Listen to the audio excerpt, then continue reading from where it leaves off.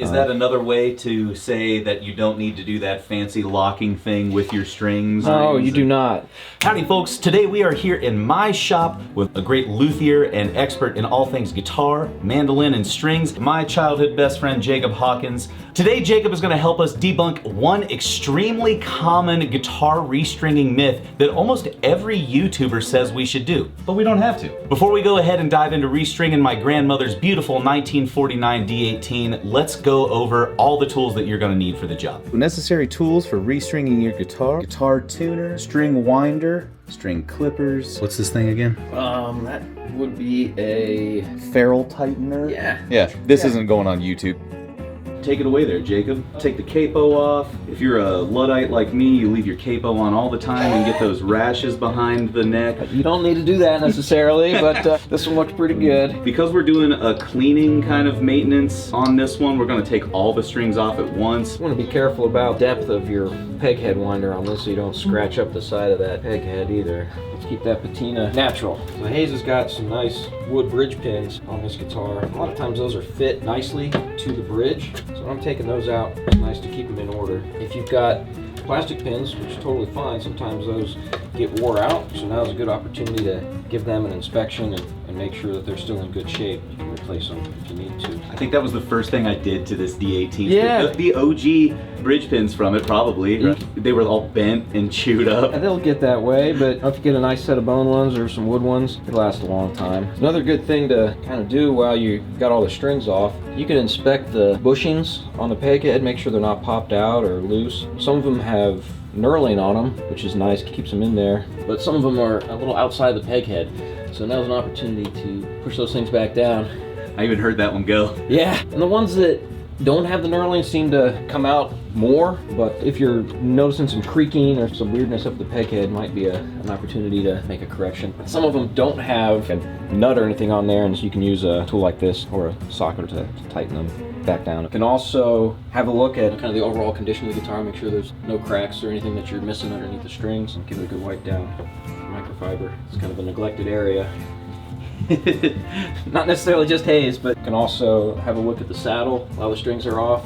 Make sure there's no super deep grooves or chips or cracks or anything on that piece of bone there. Probably the same for the frets too. There's an opportunity, again, while the strings are off, it's easier to see things. And if you play a lot, like some people I know, sometimes you wear through frets, and you can check those and see if there's going to be a need for a fret dress or refret at any point. Also, while you got the strings off, be a good opportunity to clean the fretboard. Grab your Murphy's oil soap. You don't even need all that fancy guitar product stuff, do you, Jacob? You do not. Murphy's oil soap, if you got some underneath your kitchen sink, it's a good old-timey cleaner. It does a pretty good job. This fingerboard's in good shape. It's not extra grimy or anything, but it's nice to kind of give it a little bit of a polish.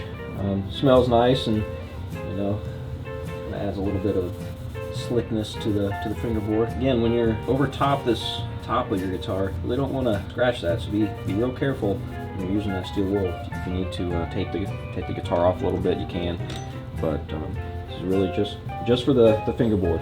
Really makes it nice to play on. Agreed. Some people say that the mojo adds to the guitar though, man. You know? Yeah, some people do, I guess, but I think it's kind of gross. The funk. Yeah. You get the funk. Alright.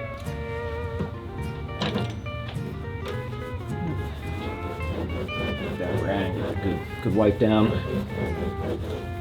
It'll be a lot nicer to play. At least it'll smell better. We're about ready to put some strings on her then, huh? Typically just do the bass side first, and that's usually what's next to me. But I'll start from the strings that are closest to the nut. You'll see why here in a little bit. Something else I like to do is give the ball end of the string just a little bit of a pre-bend, so it sits inside of the bridge a little better, comes up against the bridge plate. So I'll take that E string bridge pin. Now as far as the length that you want to trim at, I will typically go 1.5 peg heads up on that. It seems to give a good amount of winds, not too many, not too few. Oh my God, Jacob, you just cut it before putting it in. I did do that, and I do that because I don't like to hit myself with strings as they're getting wound up. So as it's going in, just stick it out just a little bit and I can begin winding. The first wind goes over top, what you had sticking out, and then everything else is underneath. Just keep a little bit of pressure with my finger. I'm not gramming that string into the peg head. Don't want to ding up grandma's guitar. That's the first one, right? So you can see that by cutting it at 1.5 peg heads, it's just got a couple winds underneath there, and it's the right amount. You don't need more than that, and you definitely don't want to have too few. So again, I'm going to bend that string a little bit, help it seat underneath the bridge and bridge plate. I always used to have my bridge pins creep out on me, and I think it was because I wasn't properly seating the strings. And that can also be an indication that they're just not fit well. Like if the bridge pins don't match the taper nicely of what you have reamed into your bridge and bridge plate, that can be a bit of a hassle. So if you're finding that and you're not able to solve it, might be an opportunity to take it to your local luthier and have a look at it and maybe even re-ream or refit. I saw that one even creep up as we were talking about it. Yeah, so they'll creep up just a little bit and push it back down and it should be fine. There should be very little pressure on those pins themselves. Just keep working our way through. We were just talking about the taper of the tuning post. Yeah, so the taper of the tuning post really does a nice job at locking the string. Is that another way to say that you don't need to do that fancy locking thing with your strings? No, you do not. You do not. It's so nice to unstring a guitar that's not tied with a freaking double knot. You just don't need it. You see a million videos where people say that that's absolutely the thing that you have to do. You don't need to do it. It's just more work down the road. The tuners are designed with that taper in there, so you don't have to. It's pretty good engineering. You mean an engineer looked at this and poured over this design before it went to market? Yeah, they probably ran a few tests on that. All right, now that we have some tension on it, we can tune it.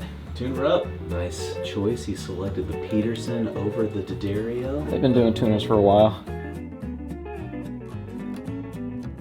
Now we screw it all up by stretching them strings out. That's right. That's right. So you can give these strings a little bit of a yank, not too much. That helps make sure everything is nice and secure. Any extra slack that might be in the tuners, kind of more of a classical guitar thing, actually stretching strings out, but it does a good job on these steel strings of just making sure everything else is, all the looseness is kind of taken out. Leads for a more stable tuning experience down the road if you can do that a little bit. Won't be fighting yourself later, right? You won't be fighting yourself. Cool. Now what? What's the last step, Jacob? You better watch some Hayes Griffin guitar instruction videos and play that guitar. Exactly, man. All right, Jacob, thanks so much for helping us debunk that myth. And guess what, folks? Stop doing that luthier's knot. We don't need to do it. We have it from an expert. Don't go anywhere. We've got more great videos right here.